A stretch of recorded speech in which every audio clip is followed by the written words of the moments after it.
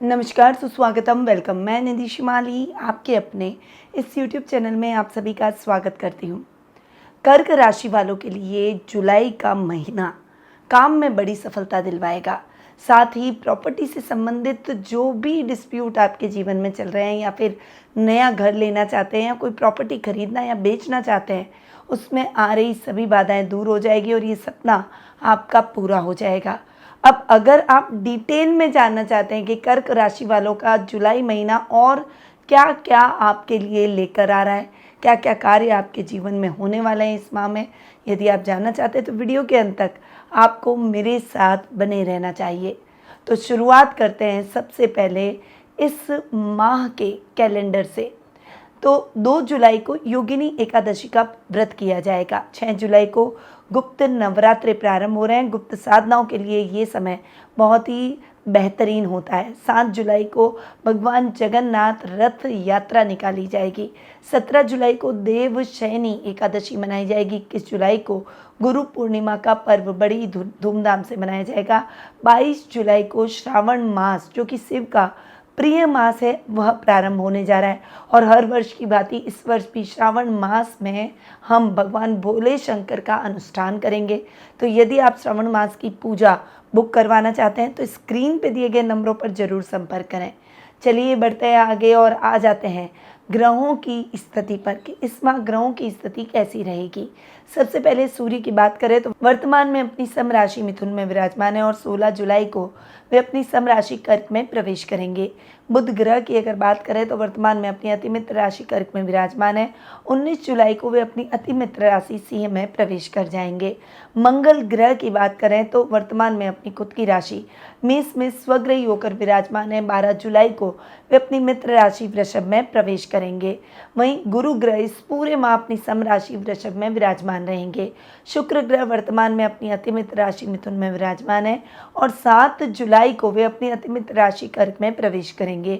शनि ग्रह इस पूरे माह अपनी खुद की राशि कुंभ में स्वग्रही होकर विराजमान रहेंगे। वहीं राहु और केतु की बात करें तो वे इस माह अपनी सम राशियां मीन और कन्या में विराजमान रहने वाले हैं। तो ये तो हुई ग्रहों के राशि परिवर्तन की बात।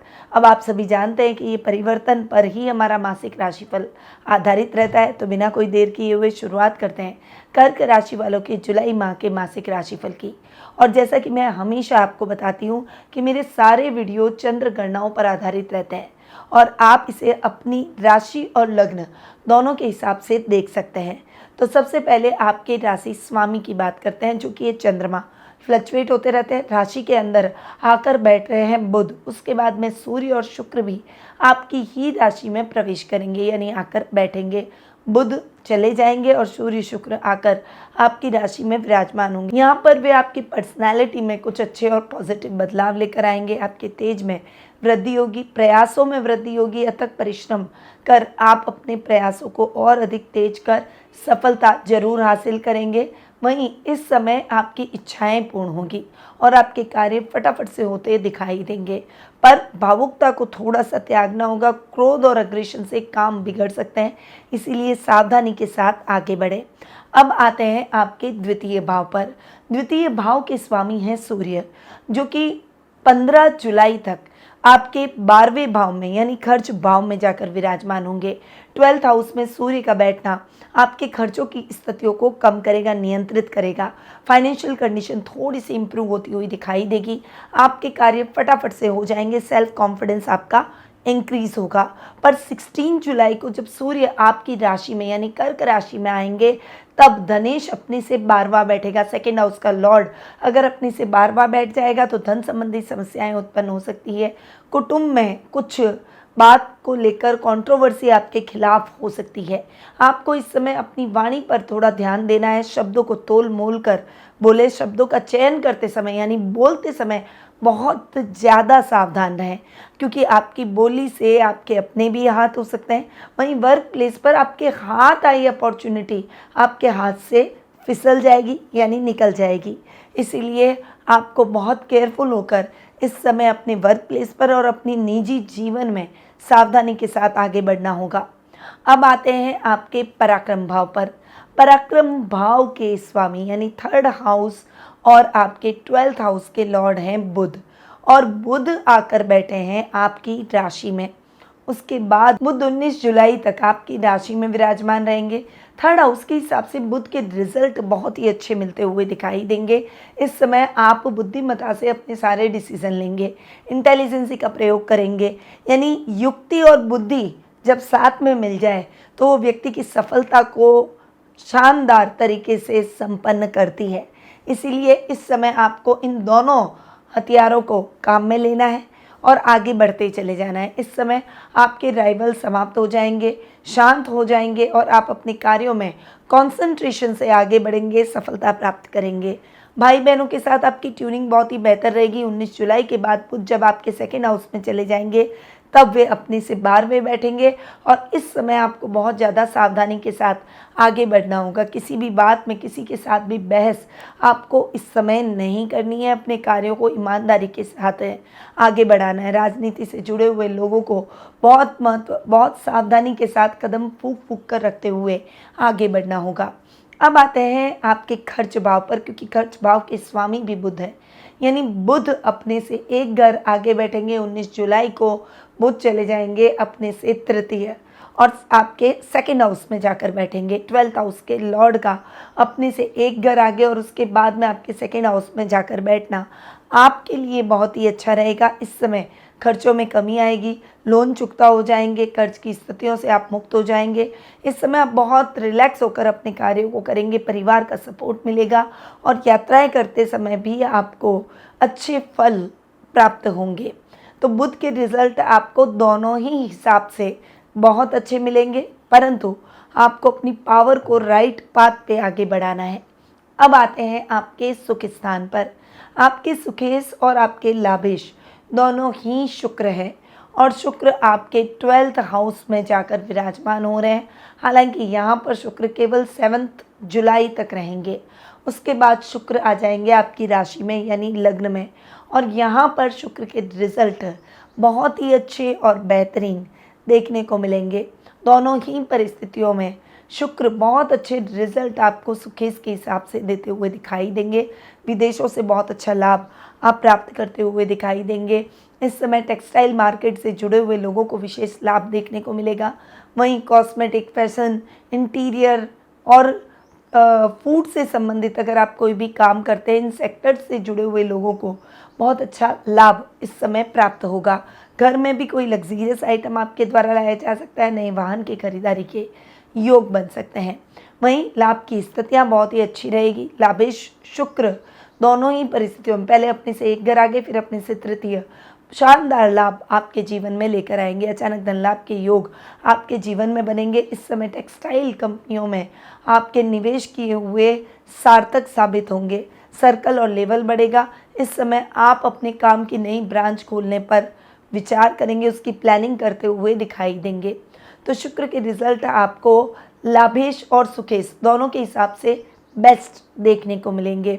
अब आते हैं आपके योग कारक ग्रह मंगल पर, यानी आपके 5th और 10th हाउस के लॉर्ड हैं मंगल और मंगल 10th हाउस में स्वग्रही होकर बैठे हैं।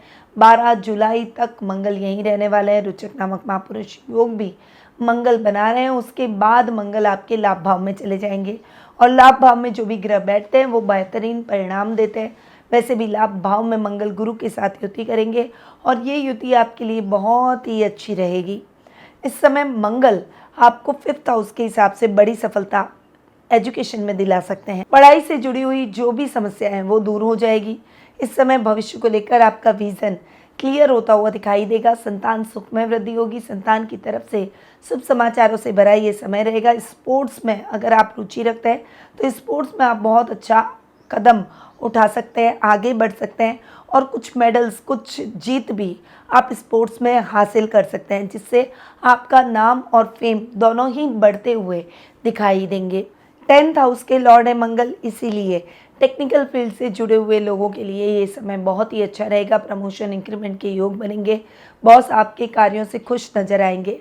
वहीं जॉब स्विच करने के भी योग बनेंगे। इस समय आपकी रुचि जो भी कार्यों में है उन कार्यों से आप नेम और फेम दोनों ही हासिल करेंगे। वहीं प्रॉपर्टी से संबंधित डिस्प्यूट दूर हो जाएंगे, पिता से बहुत अच्छा सपोर्ट मिलेगा। तो मंगल आपको बहुत अच्छे रिजल्ट इस माह देते हुए दिखाई देंगे। अब आते हैं आपके रोग भाव पर और भाग्य स्थान पर, यानी 6th और 9th हाउस पर। 6th और 9th हाउस के लॉर्ड हैं गुरु, और गुरु जाकर बैठ रहे हैं आपके लाभ भाव में। यहाँ पर गुरु का बैठना आपकी लाभ की स्थितियों में निरंतर वृद्धि करेगा।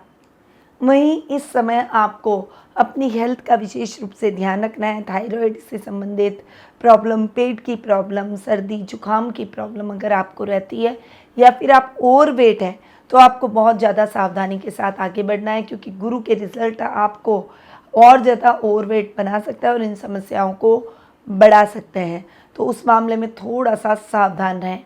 वहीं आपका लक फैक्टर आपका साथ देगा, आपके काम फटाफट से होते हुए दिखाई देंगे। इस समय आप जो भी कार्य नया करना शुरू करना चाहते हैं, उसमें आपको बहुत अच्छी सफलता प्राप्त होगी।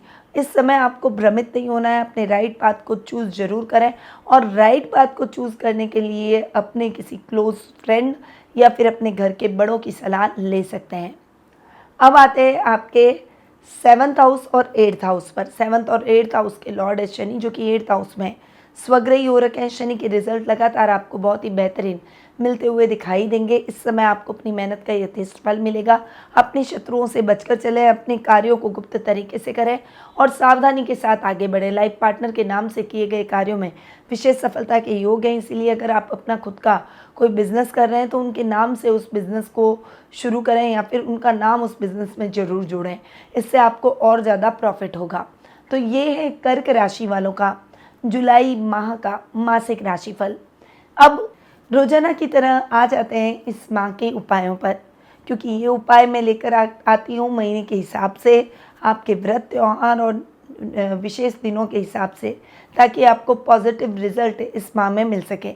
तो वैवाहिक जीवन को सुखमय बनाने के लिए सावन में पति पत्नी को भगवान शिव का पंचामृत से अभिषेक करना चाहिए।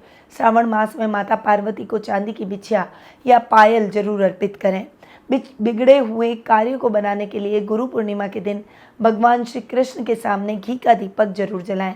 उसके साथ ही गीता का पाठ जरूर करें। योगिनी अमावस्या के दिन पितरों के लिए तर्पण करें। देवशयनी एकादशी के व्रत में भगवान विष्णु को आम, खरबूजा, तिल, दूध और पेड़े का भोग जरूर लगाएं। तो ये तो हुए कोई कुछ विशेष उपाय जो कि आपको इस महीने करना है। पर यदि आप अपनी जन्म पत्रिका यानी अपने बर्थ चार्ट से अपने भविष्य के बारे में जानकर अपने कुछ सही रेमेडीज़ के द्वारा अपने भविष्य को संवारना चाहते हैं, सही यानी राइट पाथ चूज़ करना चाहते हैं, राइट पाथ में आगे बढ़ना चाहते हैं, जिससे आप प्रॉफिट भी प्राप्त कर सकें, नेम और फेम प्राप्त कर सकें, तो आप टेलीफोनिक अपॉइंटमेंट और पर्सनल मीट के माध्यम से मुझसे जुड़ सकते हैं। अधिक जानकारी के लिए स्क्रीन पे दिए गए नंबरों पर कॉल या फिर व्हाट्सएप करके आप संपर्क कर सकते हैं। अब मैं अपनी वाणी को यहीं विराम देती हूँ। स्वस्थ रहिए, व्यस्त रहिए, मस्त रहिए और हमेशा मुस्कुराते रहिए। जय श्री राधे कृष्णा। गुरुमां निधि श्रीमाली एक प्रसिद्ध ज्योतिषाचार्य हैं। उनके जोधपुर स्थित ज्योतिष संस्थान में महामृत्युंजय, काल सर्प दोष, मां बगलामुखी, विवाह बाधा निवारण पूजा एवं अन्य सभी प्रकार की पूजाएं संस्थान के विद्वान पंडितों द्वारा पूर्ण विधि विधान एवं शास्त्रोक्त रीति से संपन्न करवाई जाती है। अतः आज ही अपनी पूजा बुक करवाने हेतु इन नंबरों पर संपर्क करें 8955658362।